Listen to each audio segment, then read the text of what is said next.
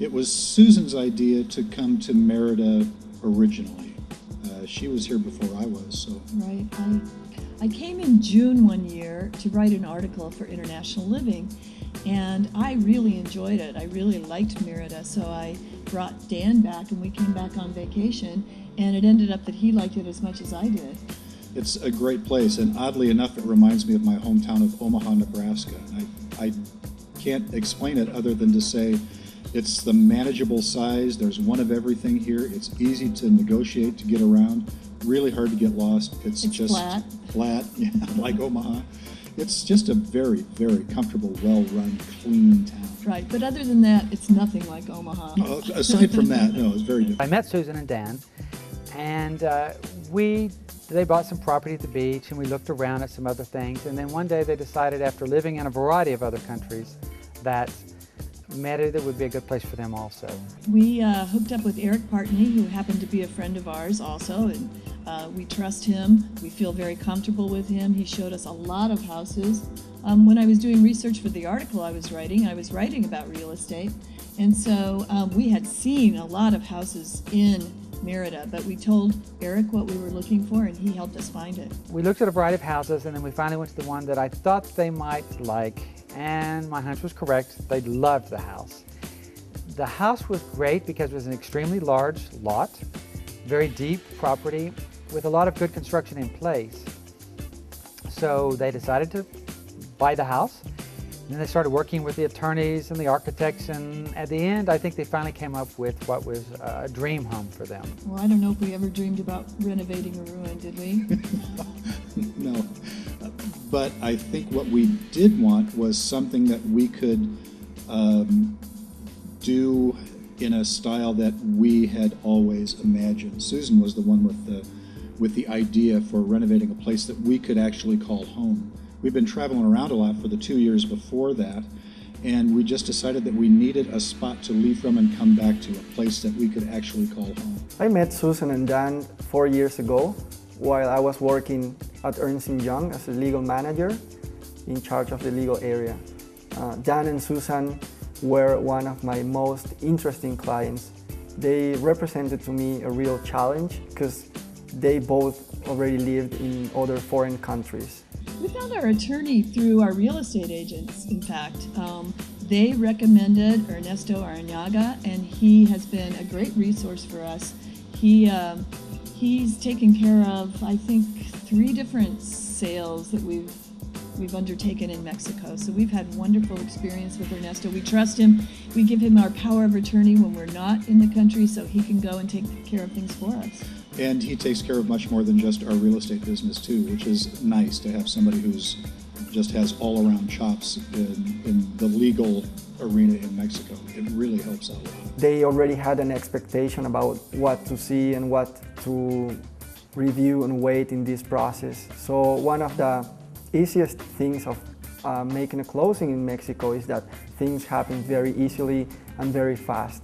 We just needed to set up the fideicomiso and then close before a public notary, fill out some formats, make some payment of rights, and then we were ready for the closing. Investing in a foreign country, you would like to have all the protection in case you need to transfer the rights of your investment to your heirs. One of the greatest benefits of the fideicomiso is that you can mention your beneficiaries inside of the incorporation articles, and in the future, if something happens, they can take title of the property without passing through any administrative contingency. I had met with Susan and Dan after they purchased the house, and they were deciding on who to use.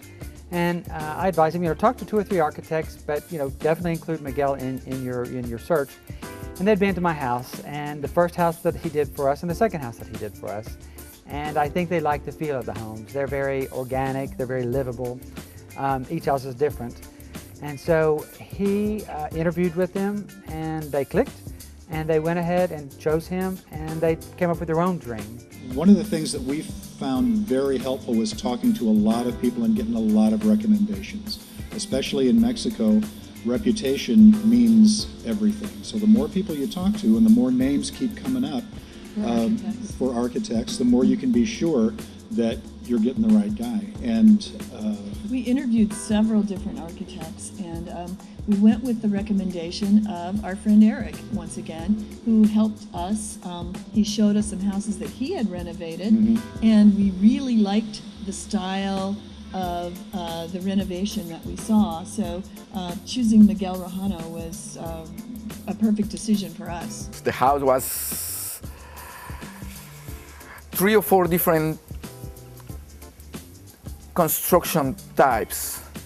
They have the colonial part in the front, then they have some colonial part in the middle, but some remodelation inside, like a small bathroom inside the kitchen. Was the only bathroom in the whole house. Then was another shorter and bad construction. That's what they were using as a laundry area and storage area. Then at the back, just almost where is this arcade was another horrible construction from the 70s, I will say, with no charm, with no nothing, and from the arches to the back were a jungle. it's interesting working with Miguel because he's as much an artist as he is an architect. We had a vague idea how we wanted the place laid out. We had some design ideas. We really just gave Miguel our basic plan and let him fill in the details and the nuances, and he would check with us every now and then to make sure that we liked what he was doing, and in almost every case we did. So we just kind of gave him the ball and let him run. Usually as an architect you give 2 or 3 different options for a project. They get in love with the first idea, you know, where is going to be the pool, where is going to be this, the arcade, the terrace in front of their master bedroom, and the bathrooms, all my general ideas about how to put the whole house together, about the back terrace that now they turn into a gym. All of that little spaces where they just give me their needs, and I try to find, you know, to put their needs in what we consider should be the part to rescue from the whole construction of the whole property. Houses like this, when you start turning down and cleaning, you find things that you were not expecting. So as example, the fountain and some ventilation things that I installed in the bathrooms were found in the house when we were digging to build the cistern and build the septic tank. So it were like things that were here from before, and I guess somebody forgot, and with age, the house just get, you know, they underground. Their bathrooms, their shower is, I think it's terrific. I try to have like a really natural ventilation and a lot of natural light. It's something like we have here in Yucatan, like really beautiful all year round light. So to use skylights, to use niche, to use indirect lights was something fun to work with them. They like it, they enjoy my ideas. We sit down several times, drinking a coffee and chatting, you know, explaining my ideas, how to make them excited about what I see.